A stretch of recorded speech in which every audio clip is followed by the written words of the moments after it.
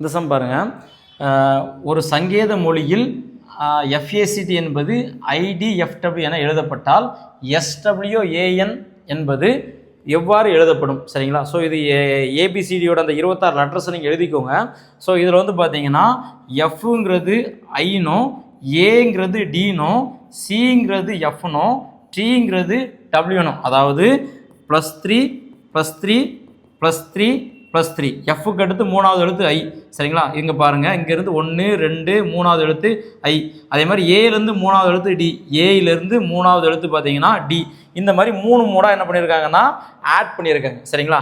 அதே மாதிரி தான் SWAN அப்படிங்கிறது என்ன சொல்லலாம்னா 3 மூணாக ஆட் பண்ணோம். இப்போ எஸ்ஸுக்கு அடுத்து மூணாவது வந்து பார்த்தீங்கன்னா என்னன்னா வி இருக்குது. ஸோ முதல் எழுத்து வி, அதுக்கடுத்து ஸோ எஸ் முடிஞ்சது, அதுக்கடுத்து டபிள்யூலேருந்து மூணாவது எழுத்து பார்த்தீங்கன்னா இசட். So VZ.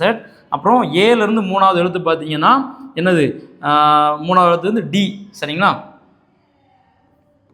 அதுக்கடுத்து பார்த்தீங்கன்னா என் சொல்லியிருக்காங்க. ஸோ என்லேருந்து மூணாவது எழுத்து பாருங்கள் Q வரும். சரிங்களா? BZDQ.